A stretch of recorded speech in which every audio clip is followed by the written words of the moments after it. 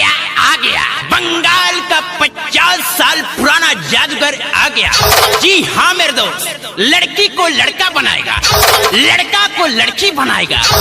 और एक खास बात मेरे दोस्तों, आपके पर्सनल सामान को गायब करके दिखाएगा। तो आइए बिना आपके समय को लेते हुए खेला को चालू करते हैं।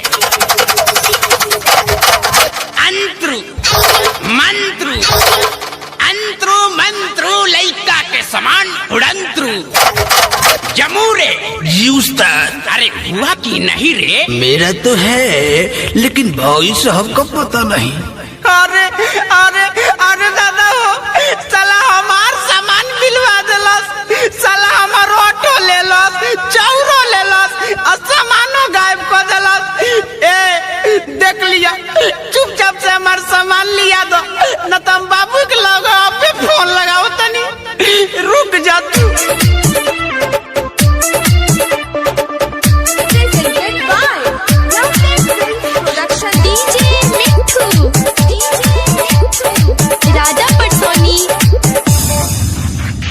कौन साला मंतर मारती हली, देह के नरजी झाड़ती हली, अरे मरद से मौगा बना देले बा।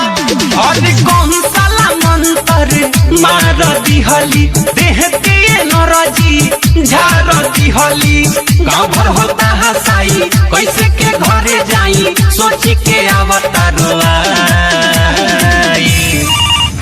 हेलो पप्पा, हमार बियाह कैंसिल कर दो, अब हम बियाह नहीं करब। बियाह न करबे? अरे का बोले, खोल तो बताओ। अरे बाबू सुन कैंसिल कई दशा गाई, जादूगरवा सामान देले बट भिलवाई, जाने कौन मंत्र हम पे चलाई, जादूगरवा सामान देले बट भिलवाई। सामान बिलवा देले बा? अरे साला पहले तो ई बताओ तो बारी कामा बाक मार दे, आयरन या पीपर के गाछ लगे सर्कस देखेला। अरे साला डर है अपना माई से बतिया। हेलो हाँ, अरे हमर लाल बात करे कोइला सुना। अकोरे लाल बोला कोइला खाना वो भी ठीक से न खइला, कोइल तुहार का जरूरी रला, घर में केहू से न बतैला। सुन माई रे सड़क सगाह में अपना आइल रहनी ह देखे, घाट हमारे साथे कदी हले बचाऊ हटा लेके। जनती जे पहिले तो कबो ना आई रे, घर से निकल के रे माई। अरे कौन साला जादूगर रे? बात कराओ तो बात कराओ। लो हेलो, अरे साला जादूगर, चुपचाप से हमला लड़का के सामान वापस लिया दे, ना तो साले है गोजी लेके आवत मुंह पे डाल के साला गांड पे निकाल दे। अरे बाबू सुन कैंसिल कई दशा गाई, जादूगरवा सामान देले बट भिलवाई, जाने कौन मंत्र हम पे चलाई, जादूगरवा सामान देले बट भिलवाई। अरे हमर बाबू, अरे चुप रहो चुप रहो, हम अबे आवतानी, हमरा लाल के का हो गइल हो। राजा पटसोनी ए भुटलिया के पापा, हमरा के बाबू लग ले चली ना। आप सुन रहे हैं अमित पटेल की आवाज में। उल्पा माटी चढ़ई हनु हो, मंदिर के घंटा डोलई हनु हो, शादी ना हुई तो भाई के दो पाए बटोरे में थपड़े बजई हनु हो।